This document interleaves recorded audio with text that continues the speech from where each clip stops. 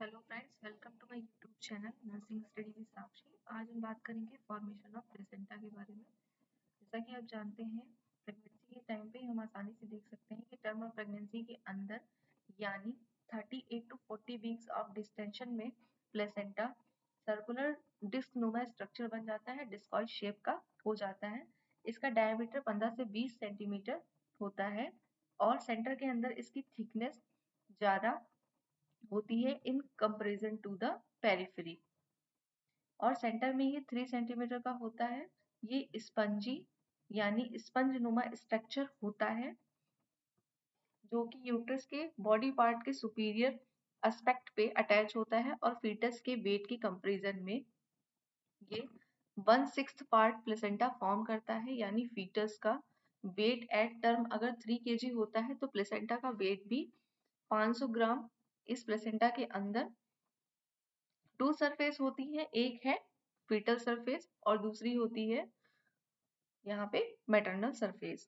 Maternal surface जो कि mother की यूट्राइन वॉल को फेस करती है और पेरिट्रल मार्जिन यानी यहाँ पे फीटस सरफेस और मैटरनल सरफेस दोनों आकर मिलती है, वो कहलाती है पेरिट्रल मार्जिन। फीटस सरफेस जो कि फीटस की तरफ होती है, ये स्मूथ और ग्लिसनिंग होती है क्योंकि ये एमनियन जो कि एक फीटल मेम्ब्रेन होती है उससे सराउंडेड रहती है।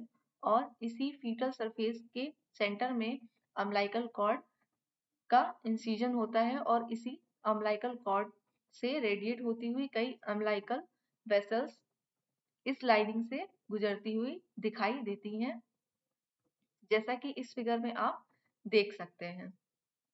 दूसरी सरफेस होती है मैटरनल सरफेस जो कि मदर की यूट्राइन वॉल की ओर होती है और ये जो सरफेस होती है ये रफ और स्पंजी होती है क्योंकि ये मदर के ब्लड से कंप्लीटली फिलअप होती है और मैटरनल ब्लड के कारण इसका अपीयरेंस डल रेड होता है और ये डेसिडुआ बेसालिस कॉम्पैक्ट और स्पंजी लेयर से मिलकर बनी होती है। और इस सरफेस के अंदर कई लोब्स दिखाई देते हैं जो कि प्लेसेंटा की फंक्शनल यूनिट भी होती है, जिन्हें कार्टिलिडोन भी कहते हैं।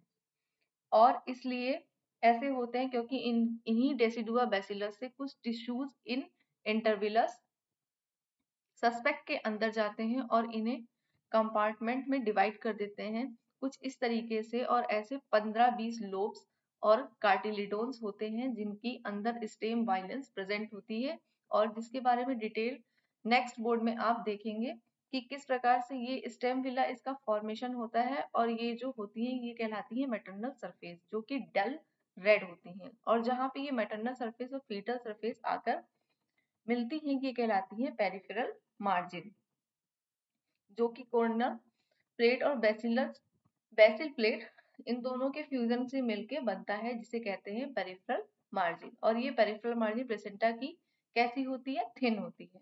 इस सेंटर के कंपैरिजन में तो इस तरीके से ये प्लेसेंटा 30% तक यूट्राइन वॉल को कवर करके रखता है और इसका सेपरेशन इस स्पंजी लेयर से होता है, that is the functional layer of endometrium. तो यहाँ पे थी ये ग्रॉस एनाटॉमी ऑफ प्लेसेंटा जिसके अंदर फीटल सरफेस और मैटरनल सरफेस और जहाँ पे ये दोनों सरफेस आकर मिलती हैं।